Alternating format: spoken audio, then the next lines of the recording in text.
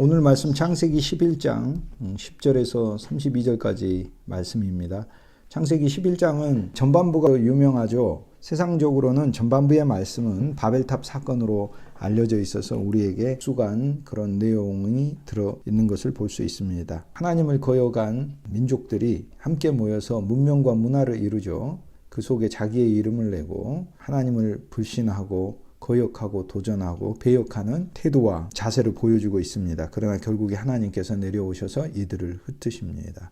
인간의 영광을 위한 것이지만 이것이 실패하는 것을 보여주고 11장 후반부에 보면 하나님이 거대한 성을 이루시는 게 아니고 한 가문을 이루시는 것을 볼 수 있습니다. 이것이 바로 창세기 11장에서 대비되는 것입니다. 오늘 우리들은 전반부에 나와 있는 바벨의 성에 살고 있는 사람들이 아니고 창세기 11장 후반부에 나와 있는 하나님께서 선택하신 셈의 후손들, 아브라함이 나오게 되죠. 그리고 아브라함을 통해서는 믿음의 사람들이 나오게 되고 그 믿음의 사람들의 최종 목적지와 결정체는 예수 그리스도죠. 예수 그리스도를 위한 존재와 가문으로 만드시는 것이 우리 인생의 목적이다라는 것이 창세기 11장 배경에 하나님께서 우리에게 암시하고 있는 말씀입니다. 기술을 내고 탑을 쌓고 이름을 내고 그렇죠. 그리고 많은 사람들과 함께 노력하여 큰 업적과 영광을 내는 것. 이것이 창세기 11장 전반부에 나와 있는 이야기지만 창세기 11장 후반부에 있어서는 하나님이 한 가문을 선택하셔서 그 가문을 통해 우리 주 예수 그리스도의 뜻을 나타내는 이야기가 나와 있습니다. 오늘 이 말씀을 놓고 성경은 우리에게 도전하고 있습니다.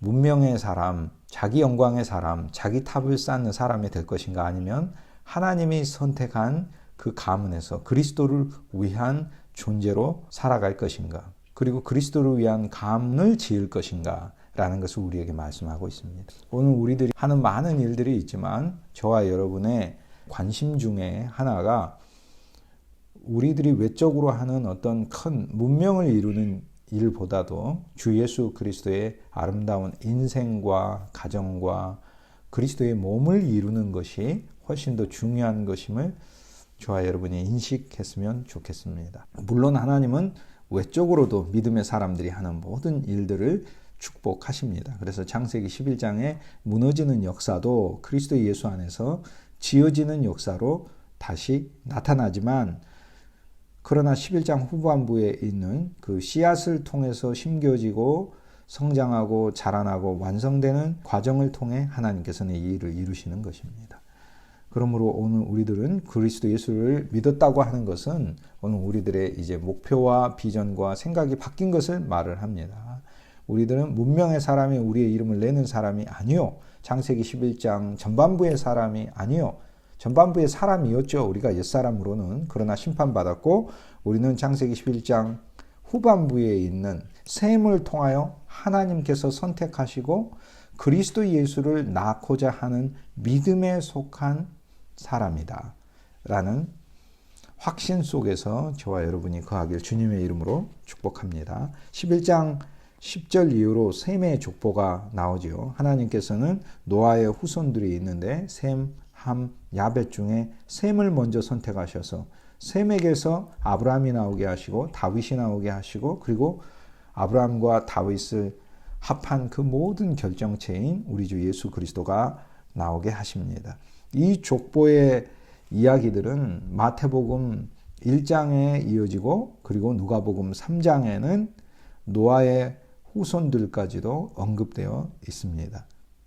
11장 후반부에 나와 있는 이 족보에서 전반적으로 저희가 알아야 될 것은 하나님께서 믿음의 사람을 위한 족보를 노아의 아들들 중에서 먼저 택하신 가문이 있다라는 사실이죠. 그게 셈의 가문이죠. 셈함 야벳이 있지만 하나님은 셈을 먼저 선택하셨습니다. 하나님은 함과 야벳을 버리신 것이 아닙니다. 함의 아들 가나안을 저주하셨지만 저주하신 것도 가나안에겐 축복입니다. 왜냐하면 가나안에게 있는 저주받을 요소들을 저주하신 것입니다. 저주받을 요소가 저주를 받아야 저주가 자라나지 않죠. 저주가 축복을 받으면 저주가 계속 자라날 거 아닙니까?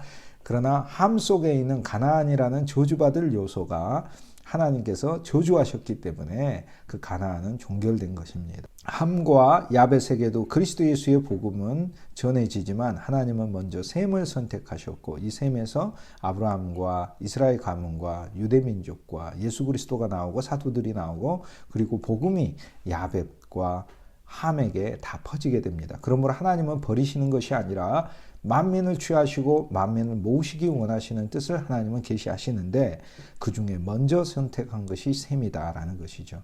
오늘 이 말씀을 통해서 저와 여러분도 기왕의 복음의 길에 우리가 믿음의 사람으로 왔으면 하나님 우리 인생을 먼저 써주십시오. 우리 가문을 먼저 사용해 주십시오.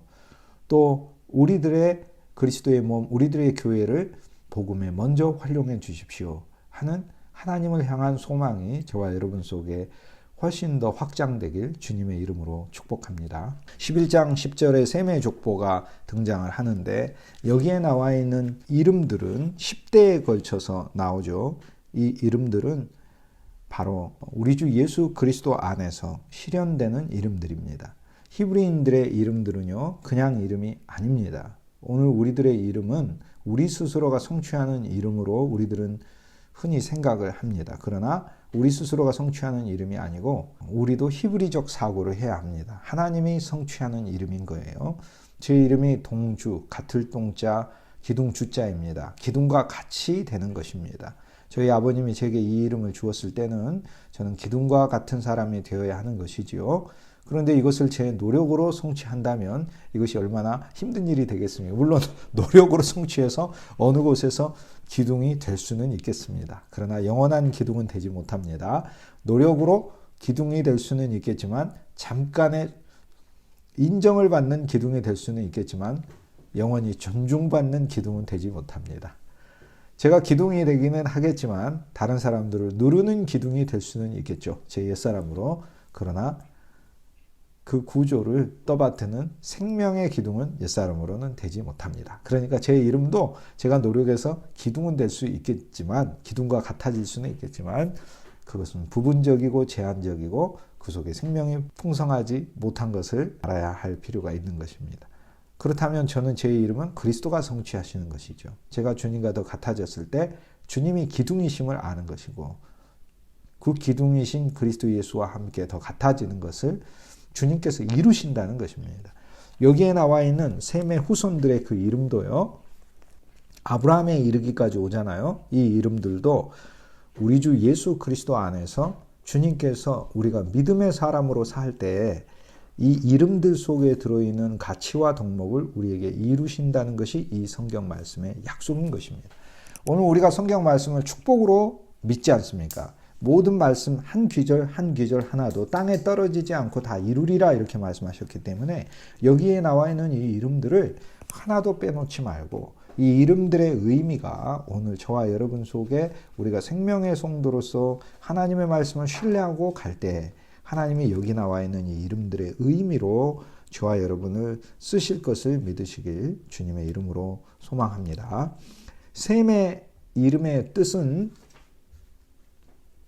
하나님께서 셈이라는 노아의 아들들 중에서 이 아들을 통해서 역사를 펼치시죠. 그런데 셈의 이름의 뜻은 명예입니다. 명예.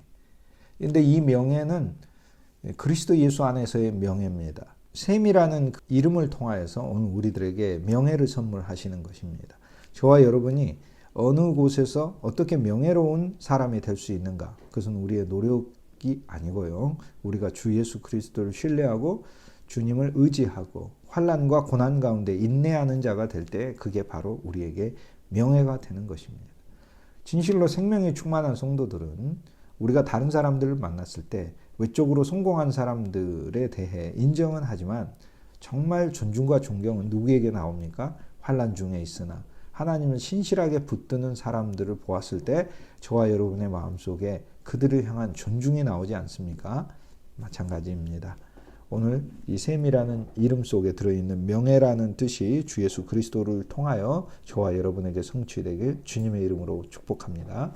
여기 있는 이 사람들은 다 예수 그리스도의 가문에 들어있는 사람들이에요. 우리가 그리스도 예수를 받았고 그리스도 예수 안에서 이 이름들 속에 들어있는 덕목이 주 예수님을 통하여 우리에게 성취된다는 것입니다.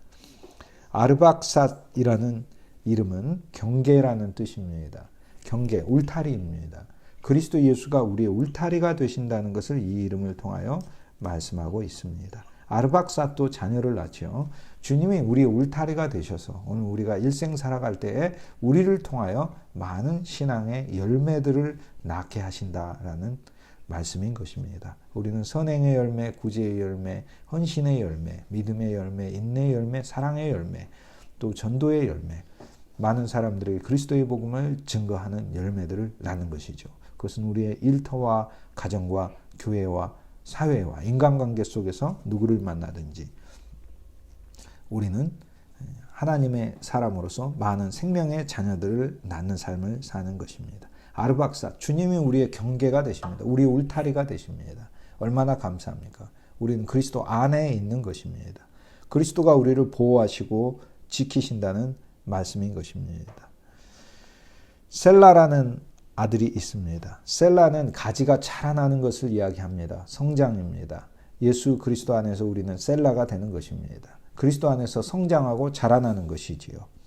이 이름도 예수 그리스도 안에서 우리가 체험하며 오늘 우리들의 생명이 그리스도 예수 안에서 더 셀라, 성장하는 자가 되는 것입니다. 셀라도 자녀를 낳죠. 그래서 성장하며 또 열매를 맺는 것이고요. 셀라는 자라나서 성인이 되고 그리고 자녀를 낳았는데 에벨을 낳았습니다. 14절에 보면은 셀라는 30세에 에벨을 낳았다 이렇게 돼 있어요. 30세에 에벨을 낳았는데 이 에벨이라는 이름을 우리가 기억할 필요가 있습니다.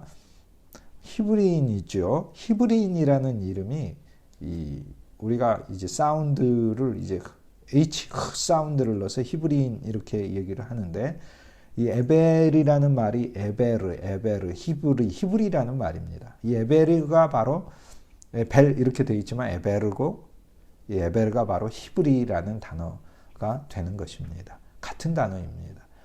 히브리라는 말에 어원이 되는 최초에 사용되는 귀절은 바로 성경에서 창세기 11장 14절입니다. 오늘 우리는 히브리인입니다. 믿음으로 히브리인, 우리가 히브리인입니다. 참 히브리인입니다. 외적인 히브리인이 아니요. 내적인 히브리인이 진짜 히브리인입니다. 외적인 할례가 진짜 할례가 아니고 내면적 할례가 진짜 할례라고 바울이 얘기를 하잖아요. 아브라함의 자손은 믿음을 가진 사람이 진짜 아브라함 자손이지. 아브라함의 그 유전적인 외적인 육체의 유전 요소를 가지고 있다고 해서 아브라함의 후손이 아니다라고 세례 요한도 그렇게 얘기를 했고 예수님도 그렇게 말씀하셨어요. 예수님이 판정해 주신 거니까 우리는 그 판정을 따라야 합니다. 여기 에벨이라는 말이 히브리라는 말인데 히브리는 우리가 잘 알듯이 그 뜻은 강 건넌 자라는 뜻입니다. 우리는 강을 건넜습니다. 우리는 강 건넌 자로 사는 사람들이죠. 자, 이 히브리라는 이름의 뜻, 강을 건넌 거. 그래서 성경에는 우리가 건너야 될 강들이 있음을 알려줍니다. 11장 후반부에 보면은 데라가 갈대아 우르를 떠나죠. 갈대아 우르를 떠나려면 유브라데 강을 건너야만 합니다. 그래서 모세도 여호수아도 우리 조상 아브라함과 데라가 유브라데 강을 건넜다고 이야기를 합니다. 그래서 우상의 땅에서 믿음의 땅으로 온 것이 바로 유브라데 강을 건넌 것이고 우린 또 강을 건너죠. 출애굽기에 보면 홍해를 건넙니다.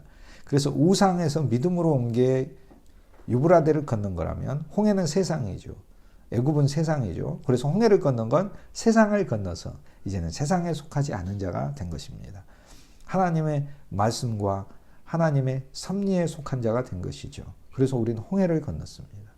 또 우리는 여호수아를 통하여 요단을 건넜습니다. 요단을 건너서 우리는 우리의 육체를 건넌 자가 되는 것이죠. 또 성막을 짓고 거기에 물두멍과 성전을 짓고 거기에 놋바다가 있습니다. 우리는 놋바다를 건너는 자가 되는 것입니다. 놋바다를 건너고 거기에 있는 큰 놋으로 된 대야를 바다라고 불렀어요. 그 놋바다를 건너면 그 안에 뭐가 있습니까? 성막이 있죠. 성막으로 들어갑니다. 왜냐하면 제사장들이 놋바다에서 자신을 씻고 성막 안으로 들어가기 때문에 그렇습니다. 성소 안에 들어가서 그곳에서 금등대와 말씀의 떡과 그리고 향단을 만나게 되는 것이죠. 즉 우리는 우리 자신을 씻는 초보적인 교리에서 더 나아가서 즉 종교에서 더 나아가서 생명이신 예수 그리스도를 양식으로 먹고 마시고 주님의 빛으로 늘 충만하고 그리스도의 예수의 이름을 불러 그의 영이 우리 안에서 늘 살아있게 만드는 기도의 향단의 인생으로 나아간 것입니다. 그것이 바로 놋바다를 건넌 것이다 라는 것을 알 수 있습니다. 우리는 또 바다를 건너야 하는데 우리는 갈릴리 바다를 건너야 합니다. 우리가 건너야 될 바다는 많습니다. 우리는 갈릴리 호수에서 고기 잡는 어부들이었습니다. 그런데 우리는 주님을 만나 그 바다를 건너는 것입니다. 우리는 이 바다를 전에 건넜습니다. 뭐 하기 위해 건넜죠? 고기 잡기 위해 건넜습니다. 그러나 이제는 예수님의 제자들은 갈릴리 호수를 자주 건너거든요. 뭐 하기 위해 건넙니까? 그리스도 예수와 함께 사역하기 위해서 건너고 주의 역사를 체험하고 목격하기 위해서 건너고 주님을 따라다니면서 주님을 배우기 위해서 건너며 주의 복음을 전하기 위해서 건너는 것입니다. 그래서 우리는 건너야 될 갈릴리 호수가 있는 것입니다. 예수님이 처음으로 갈릴리 호수를 건넜을 때 어디로 가셨습니까? 마가복음 4장에 갈릴리 호수에서 처음 예수님께서 배를 타시고 여행을 하시고 처음 건너서 가신 곳은 거라사 지역이었습니다. 그곳에 귀신 들린 청년에게 가서 예수님이 고치신 것입니다. 우리가 건너야 될 바다는 계속 나옵니다. 사도행전에 가면요, 우리는 바울처럼 지중해를 건넙니다. 갈릴리 호수를 건넌 건 이스라엘 땅 안에 있는 것이죠. 그러나 지중해를 건넌 건 이제 민족과 국가의 영역 경계를 넘어선 것입니다. 이제 우리 생명의 성도들도 그리스도 예수 안에서 하나님이 부으시는 큰 축복이 저와 여러분의 삶에 넘쳐서 갈릴리 호수를 건널 뿐 아니라 갈릴리 호수는 이제 기본적으로 우리가 건너야 하죠. 또 하나님이 우리에게 주시는 큰 풍성들을 누리면서 우리는 전 세계에 복음을 전하고 또 주의 일을 위하여 힘쓰는 선교 사역에도 저와 여러분이 기여를 하는 그런 그리스도인이 되어야 할 것입니다. 이것이 하나님이 기뻐하시는 것이기 때문에 그렇습니다. 이것이 바로 지중해를 건너는 것입니다. 지중해를 여행을 해서 건너기도 합니다. 하나님이 주신 축복이요, 풍성이요, 행복이죠. 저와 여러분도 언젠가는 크루즈를 타야 합니다. 그러나 우리 인생에서 우리가 이 크루즈만 타고 인생이 끝난다면 그것은 행복이 아니죠. 참 행복이 아니죠. 복음의 함선을 타고 다녀야 하는 것이죠. 그래서 우리가 복음 전하는 선교사님들을 후원하고 또 우리들도 자주 선교 여정에 참여하고 하여 이것이 바로 지중해를 건너는 것이다. 여기 에벨, 히브리인이 있는 것입니다. 마지막에 우리는 어딜 건넙니까? 유리바다를 건넙니다. 계시록에 나와 있는 유리바다를 건너고 주를 안 믿는 자들은 그 유리바다 밑에 있는 불못에 빠집니다. 그리스도를 안 믿는 자는 이 7개의 바다를 다 못 건넙니다. 어느 누구도 바다를 건너지 않습니다. 영적인 바다들입니다. 그들은 다 빠지게 되는 거예요. 그러나 우리는 유리바다 건너서 새 예루살렘 성에서 영원히 주님과 함께 주를 찬송하는 것이지요. 여기 이 에벨, 이 에벨이라는 이름이 히브리입니다. 그래서 그의 이름이 에벨이었다는 것을 통해서 우리가 하나 알 수 있는 것은요, 이 에벨을 통해 소망이 심어졌다는 것이에요. 어떤 소망이요? 갈대아 우르와 온 땅에 흩어져 있는 약속의 하나님의 자손들이 가나안 땅으로 와서 가나안을 정복하고 이스라엘 땅으로 만들며 이스라엘 땅만이 아니라 이스라엘 왕국을 만들고 성전을 만들고 그리스도 예수의 복음을 온 세계에 전파하기 위한 전진 기지를 만드는 하나님의 놀라운 비밀, 이 비밀이 창세전부터 정해져 있었는데 실은 이 비밀을 미리 작게나마 소망한 사람이 아담부터 이어진 믿음의 후손들이고 노아이고 그리고 셈이고 그 셈의 후손들이라는 것입니다. 그러니 얼마나 놀라운 일입니까? 우리는 단지 하나님을 믿으니까 약속의 땅으로 가자라고 그 땅에 가서 우리가 잘 살자라는 잘 살자의 약속이 아니라 그 땅에 하나님이 왕국을 이루실 땅이요, 그 땅에 그리스도를 내실 땅이요, 그리스도의 사도들과 제자들을 낼 땅이다 라고 믿었던 것이죠. 그 믿음의 씨앗이 바로 이 에벨이라는 사람의 그 이름 속에 사실 들어있는 것입니다. 그래서 이 에벨의 즉 히브리라는 이 이름은 신약의 히브리서라는 우리 모든 이들에게 주는 하나님의 말씀, 우리 모든 이들을 부르시는 그 히브리인이라고 부르시는 하나님의 이 우리를 향하신 그 칭호에 연결되어 있는 것을 우리가 알 수 있습니다. 너무나 감사한 것이죠. 15절 말씀에 보면 에벨을 낳은 후에 403년을 지내고 자녀를 낳았다. 우리는 이제 에벨, 히브리인으로서 또 열매를 맺는 삶을 사는 것이죠. 이 모든 덕목들을 그리스도 예수 안에서 풍성히 우리는 가져야 하는 것입니다. 우리가 성령이 우리 안에 있을 때 열매들을 내죠. 사랑과 기쁨과 평강과 온유와 절제와 자비와 양성과 충성과 오래 참음과 그리스도 예수 안에서 모든 열매들을 내죠. 10가지 냅니다. 9가지가 아니고 10가지, 마지막은 율법 없음입니다. 무율법이라는 열매까지 냅니다. 이제 율법으로 사는 것이 아니죠.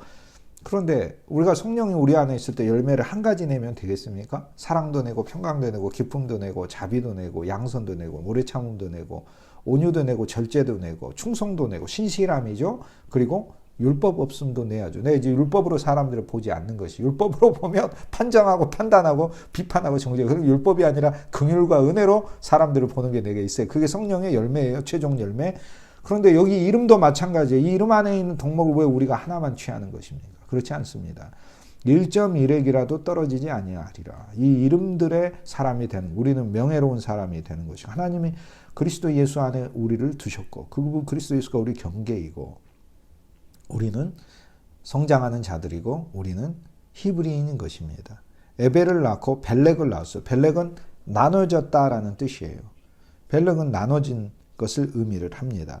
펠렉, 나눠졌어요. 우리는 사실 한 면에서 이런 구분을 우리는 느낍니다. 우리가 인생 살면서 예수 믿는 자들과 예수 믿지 않는 자들의 구분을 우리는 느끼게 되고, 심지어 집안 안에서도 그리스도 예수를 믿는 가문과 믿지 않는 가문을 하나님이 어떻게 대하시는가를 우리가 해가가면서 우리가 그것을 느끼게 되는 것입니다.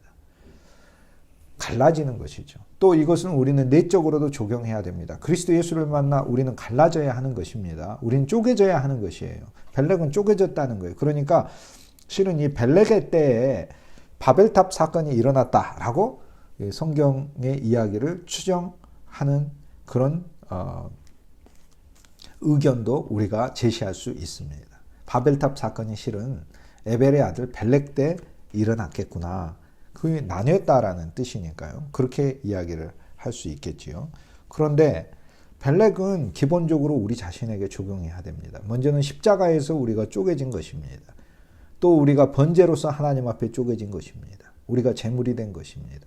하나님의 말씀이 그 다음에 우리에게 와서 우리의 영과 혼을 나누고, 우리의 육신은 관절과 골수까지 쪼개서, 우리의 육을 쪼개서 우리가 더 이상 육을 자랑하지 아니하고, 우리의 육체가 하나님께 음식이 되고 많은 사람들에게 풍성한 양식이 되는 삶으로 하나님이 우리를 살게 하시는 것이죠. 하나님의 말씀이 그렇게 역사하는 것이죠. 벨렉도 우리에게 적용해야 하고요. 18절에 보면은 벨렉은 30세에 르우를 낳았다라고 되어 있습니다. 이 르우라는 이름은 친구입니다. 그리스도 예수는 우리의 친구가 되십니다. 주님은 우리의 모든 것을 위로하시고 격려하시고 소망을 주시는 분이 되죠. 수룩을 낳았습니다. 수룩은 포도나무 가지를 의미합니다. 가지인데 포도나무 가지에 수룩이란 단어가 쓰입니다. 주님은 우리의 이웃이시고 친구이시죠. 요한복음 15장에 내가 너를 친구라 부른다 라고 말씀하시고, 또 주님은 나는 참 포도나무요 너희는 가지라 이렇게 말씀하셨습니다. 포도나무는 가지가 전부입니다. 포도나무는 뿌리하고 가지밖에 없습니다. 그래서 예수님은 뭐라고 얘기하시냐면 너희가 나다라고 얘기를 하시는 겁니다. 너희가 나야 라고 얘기를 하시는 거죠. 얼마나 연합된 것입니까? 놀라울 정도로 연합이 된 것이죠. 우리는 그리스도 예수를 포도나무 가지로 취합니다. 즉 그리스도 예수가 우리라는 존재로 취하는 것이지요. 나홀은 호흡을 말합니다. 숨. 나홀은 숨을 이야기를 합니다. 나홀은 여기에 나와 있는 사람들 중에서 연수가 아래로 내려오면서 참 짧아지는 그런 인생을 살았죠.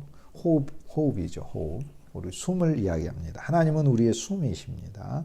우리의 생명이신 것이죠. 나홀, 우리의 생명을 의미를 합니다. 데라는 아브라함의 아버지죠. 이제 나홀이 데라를 낳았는데 데라는 비둘기입니다. 데라는 비둘기. 오늘 이 말씀을 통해서 우리는 그리스도 예수를 비둘기로 취하게 됩니다. 데라. 그런데 데라는 단지 비둘기만 이야기하는 게 아니라 끝에 라는 이 하나님의 영과 관련된 이 철자입니다. 그러니까 비둘기의 영을 의미를 합니다. 하나님의 생명이 우리에게 오고 이 생명은 우리 안에서 하나님과의 비둘기, 샬롬, 평화를 주시는 영인 거죠. 이 평화는 온전한 회복의 영인 거죠. 오늘 우리에게 생명이 왔습니다. 예수 그리스도가 우리 생명이시죠. 예수 그리스도는 우리에게 하나님의 평화를 전달해주는 생명의 영으로 우리 안에 거하시는 것입니다. 그리스도 예수 안에서 우리는 이 샬롬을 언제나 누리는 것입니다. 데라를 낳았는데 데라를 낳은 후 자녀를 낳았다. 생명의 영 안에서 또 자녀를 낳는 삶, 생명의 영 안에서 더 확장되는 삶이 하나님의 말씀을 통해 우리에게 약속으로 주어지고 있음을 믿으시길 축복합니다.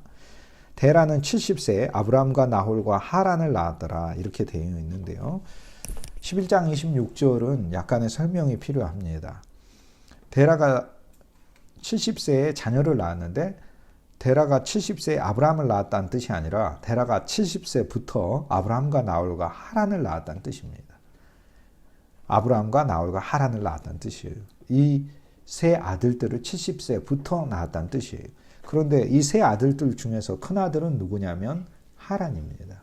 하란이 큰아들이고 나홀이 둘째 아들이고 아브라함이 셋째 아들입니다. 성경은요, 먼저 적어져 있다고 해서 생물학적인 출생 순서라고 생각하면 안 됩니다. 어떤 경우에 있어서는 뒤에 이어지는 역사가 누가 주인공인가에 따라서 하나님께서 출생의 순서를 바꾸어서 이야기를 합니다. 여기에서 아브라함의 이름이 먼저 나온 것은 영적으로 하나님 앞에 먼저 쓰임받는 존재이고 귀중하게 하나님에 의해서 사용될 인물이기 때문에 아브라함 이름이 나온 것이죠. 그래서 데라는 70세부터 즉 70세까지는 자녀가 없다가 비둘기의 영으로 살았지만 70세 하나님의 온전을 체험하고 70에 체험하고 그때부터 아들을 낳기 시작했는데 하란, 나홀, 아브라함을 낳았더라. 생물학적인 순서로 이야기하면 그렇게 돼야 되죠. 그러나 성경은 언제나 믿음의 사람을 중심으로 기록하고 있기 때문에 아브라함과 나홀과 하란을 낳았다 이렇게 얘기를 합니다. 데라는 205세까지 살았어요. 아브라함이 그 아비 데라가 죽을 때 죽고 나서 하란 땅을 떠나 가나안 땅으로 온 때가 75세라고 성경은 이야기합니다. 그러니까 데라가 130세 때에 아브라함을 낳았다라는 것을 알 수 있어요. 130에서 75를 더하면 205세가 되고 205세에 데라가 죽고 그때 아브라함이 75세가 되니까 하란에서 약속의 땅 가나안으로 온 것을 알 수 있습니다. 27절에 보면 데라의 족보는 이러하니라 이렇게 나와 있는데 데라는 아브라함과 나홀과 하란을 낳고 하란은 롯을 낳았다. 하란은 그 아비 데라보다 먼저 고향 갈대아 우르에서 죽었더라 이렇게 되어 있네요. 하란은 갈대아 우르에서 죽었지만 그러나 데라가 아브라함과 그 아들들을 데리고 하란에서 믿음의 생활을 하였습니다. 갈대아 우르에서 이주하였다는 것을 알 수 있죠. 유브라데강 바벨론이라고 부르는 위에 있는 바벨이 바로 바벨론입니다. 바벨론이 바벨이고 바벨이 바벨론입니다. 바벨은 히브리어고 바벨론은 헬라어입니다. 같은 단어예요. 그러니까 11장의 윗부분에 있는 전반부에 있는 바벨탑을 쌓았다는 건 계시록에 있는 바벨론하고 같은 얘기입니다. 그러니까 바벨론이 있는데 그 바벨론에서 하나님이 뽑아냈다는 거예요. 한 가문을. 그게 바로 저와 여러분의 가문이죠. 그리고 그 가문은 여기에 나와 있는 10명의 조상들의 후손이라고 얘기를 합니다. 오늘 우리는 믿음의 사람으로 살며 이 믿음의 조상들의 후손이 되는 것이죠. 왜냐하면 아브라함의 피가 예수 그리스도 안에 있고 예수의 피가 우리 안에 있으니까 우리도 사실 유전적으로도 아브라함에 속하고 이 조상들이 우리에게 속해 있고 이 조상들의 이름의 덕목이 그리스도 예수 안에서 우리에게 성취되기 때문에 그렇습니다. 갈대아 우르는 그러므로 바벨탑이 세워져 있는 도시죠. 바벨론 탑이 세워져 있는 도시죠. 그 도시에서 하나님이 데라를 그리고 데라의 후손들인 아브라함을 이끌어내셨다라는 것입니다. 데라는 믿음의 사람입니다. 왜냐하면 갈대아 우르 우상의 땅에서 자손들이 이끌어냈기 때문에 그렇습니다. 그런데 갈대아 우르에서 가나안 땅까지 이렇게 직선으로 갈 수가 없습니다. 사막이라. 그래서 강을 따라서 위로 올라가야 되기 때문에 오늘날 터키의 동부인 하란 땅에 가서 데라가 살게 됐고, 그래서 하란에서 그 다음 남쪽으로 가나안 땅으로 내려오는, 즉 V자를 역으로 꺾어둔 고깔모자 모양의 그런 여정을 한 것이지요. 그래서 아래에서 위로 올라가서 데라가 갈대아 우르 바벨에서 위로 올라가 하란에 머물고, 하란에 머물 수밖에, 하란에 거칠 수밖에 없습니다. 강을 따라 여행을 해야 되기 때문에 그렇습니다. 그런데 데라는 그곳에서 죽고요. 그리고 아브라함은 하나님의 뜻을 성취하기 위해 약속의 땅으로 들어오게 됩니다. 하나님이 부르시죠, 아브라함을. 자, 여기에서 저는 데라의 믿음이 살아있는 믿음이라고 생각합니다. 데라는요, 약속의 땅까지는 가진 않았지만 그의 자손들을 우상의 땅에서 데려온 역할을 수행을 했습니다. 믿음의 사람이지요. 그래서 데라가 하란 땅에서 죽었을 때 이제 나이가 많아서 그의 역할이 하란 땅까지죠. 그래서 죽었을 때 아브라함은 그 역할을 이어받아 약속의 땅까지 온 것입니다. 오늘 우리 부모님들은, 또 우리 친구들은, 나를 이끌어준 또 믿음의 선배들은요, 어떤 경우에 있어서는 하란 땅까지 온 경우가 있습니다. 저도 그렇습니다. 우리 부모님들은 제가 생각했을 때 약속의 땅까지 가는 더 완성된 믿음이었으면, 생활이었으면, 또 그분들이 받는 축복이 약속의 땅에서 포도나무, 무화과, 석류나무, 뭐 온갖 종류의 과실들을 다 누리는 삶이었으면 좋겠다 했는데, 하나님께서는, 저희 부모님들은 데라처럼 하란 땅까지 오게 하신 면을 제가 발견을 합니다.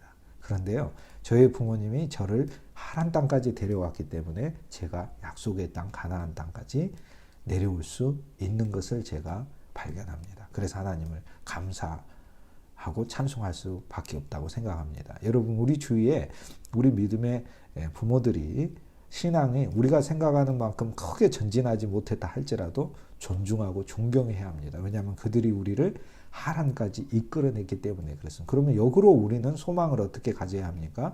우리들의 자손들은 우리들보다 훨씬 전진된 생명의 생활을 하기를 하나님 앞에 소망해야 할 것입니다.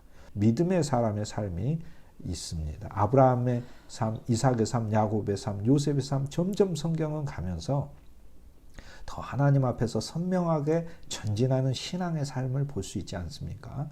그런 것처럼 아브라함과 이삭과 야곱의 하나님이란 조상들로부터 후손에 이어지기까지 하나님의 축복하시는 사람들의 신앙이 점점 더 강화되는 것을 의미하는 것이죠. 오늘 대를 이어가면서 신앙이 흐려지는 것을 보는데, 그런데 오늘 이 말씀을 보면서 데라가 하란까지 왔지만 데라의 아들인 아브라함은 약속의 땅까지 간 것을 보면 우리의 후손들은 오늘 우리들이 이루지 못한 복도 더 많이 받고, 오늘 우리들이 이루지 못했던 땅도 더 많이 들어가고, 오늘 우리들이 이루지 못했던 그리스도의 풍성도 더 놀랍게 보기를 소망하는 자들이 되어야 한다라는 게 오늘 말씀을 통해 저는 발견을 합니다.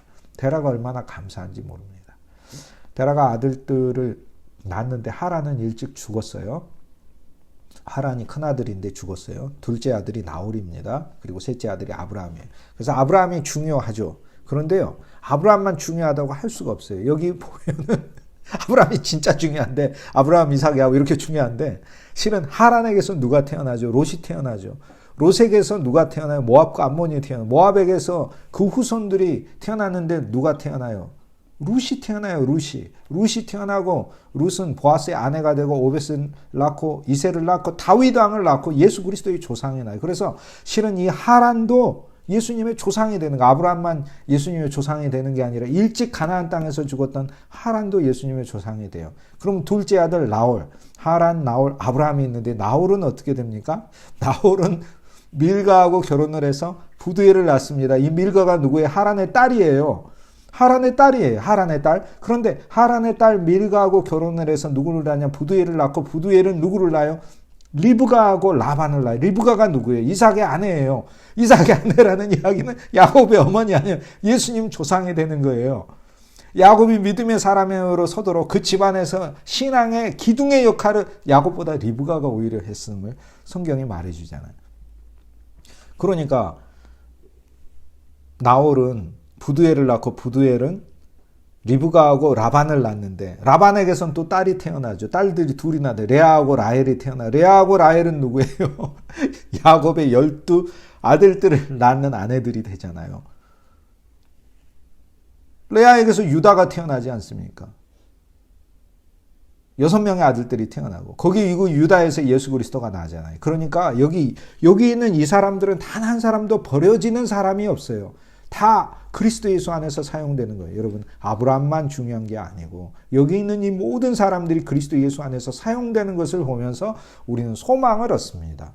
지금 우리가 먼저 셈처럼 아브라함처럼 믿음의 길에 있지만 하나님이 우리를 사용하셔서 우리의 형제들과 우리의 친척들과 우리의 가문들과 우리의 친구들과 우리 생명의 지체들이 후퇴에 있다 할지라도 전진시켜서 모두가 그리스도 예수를 낳는 믿음의 위대한 가문으로 다 사용하기를 소망하는 이 하나님의 놀라운 섭리가 창세전부터 정해졌음을 볼 수 있길 주님의 이름으로 축복합니다. 데라를 찬송합니다. 데라를 칭찬합니다. 우리의 조상, 우리의 믿음의 아버지와 또 신앙의 선배들을 칭찬합니다. 그들이 연약한 믿음이었던 또 적게 생활을 하든 정말로 칭찬할 수밖에 없습니다. 제가 교회들을 다니다 보면 허리가 굽은 권사님들을 많이 만납니다. 그분들의 젊은 시기에는 그분들의 헌신과 노력이 있었기 때문에 교회가 든든히 섰었던 것입니다. 그리고 그것을 통해 그 후대는 약속의 땅에 들어가는 것입니다. 이것을 볼 줄 아는 신앙이 오늘 우리들에게 필요하고 오늘 우리들의 눈도 그리스도 예수 안에서 하나님이 나를 사용할 뿐 아니라 전부를 사용하시는 하나님의 놀라운 비밀을 보는 저와 여러분이 되게 일찍 그 땅에서 눈을 감았지만 그러나 그 자손들을 통해서 꼽히는 하나님의 놀라운 섬세하신 이 긍휼을 보고 찬송할 수 있는 그래서 언제나 믿음 안에서 인내하며 경주하며 인생길을 걸어가는 저와 여러분이 되길 우리 주 예수 그리스도의 이름으로 소망합니다.